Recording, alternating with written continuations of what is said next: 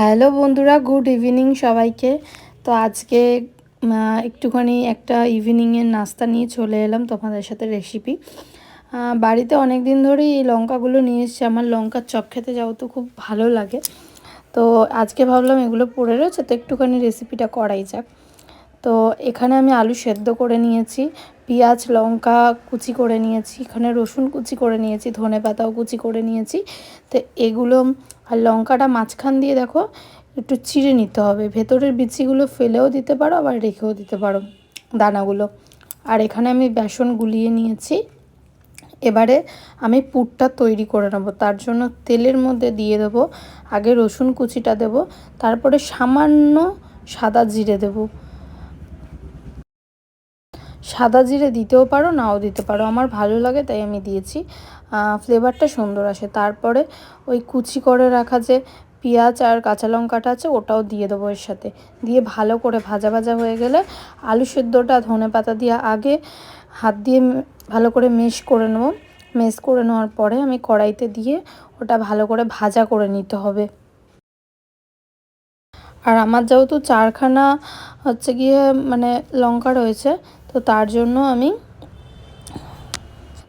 আমি একটাই আলু নিয়েছি। এই একটা আলু দিয়েই আমার হয়ে যাবে চারখানা চপের পুরটা। এখন আমি ধনেপাতা দিয়ে ভালো করে এটাকে মেশ করে নেবো। নিয়ে এই পুরটা আমি করার জন্য কড়াইতে দিয়ে দেবো। দিয়ে ভালো করে এটাকে টেলে নিতে হবে। আর তার সাথে দিতে হবে একটুখানি পরিমাণ মতন, একটুখানি সামান্য হলুদ, নুন, স্বাদ মতন নুন দেবে। আর লাস্টে দেবে, নামানোর শেষে দেবে গোলমরিচ গুঁড়ো। দিয়ে ভালো করে ওটাকে মিক্স করে দিয়ে নামিয়ে নিতে হবে। তো আমাদের পুরটা তো রেডি হয়ে গেল। এবার পুরটা ভালো করে লঙ্কার ভেতরে ঢুকিয়ে নিতে হবে। যেহেতু গরম ছিল তাই হাত দিয়ে হবে না, আর চামচ দিয়ে বেশ ভালোই হয়।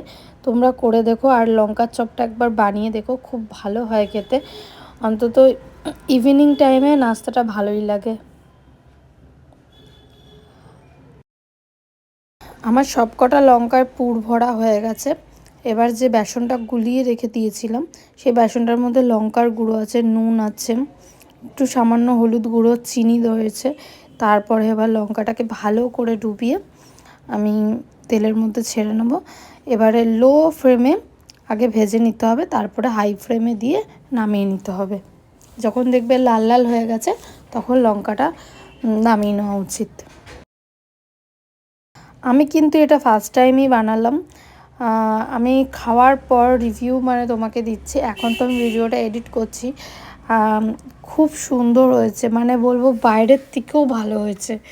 বাইরে তো এগুলো কিনতে গেলে অনেক দামও নেয়, আর দামের থেকে সেই ভালো তেলেও করে না রান্না, অনেক দিনকার তেল, ওটা খেলে শরীরও খারাপ হবে। বাড়িতে এরকম করে বানানো হলে খুব ভালো লাগে খেতে। আর টেস্ট হয়েছিল, খুব টেস্ট হয়েছিল। তোমরা একবার বানিয়ে দেখো, খুব ভালো হবে। আর ভিডিওটা ভালো লাগলে লাইক কমেন্ট শেয়ার করতে ভুলো না। সবাইকে টাটা, সবাই গুড নাইট।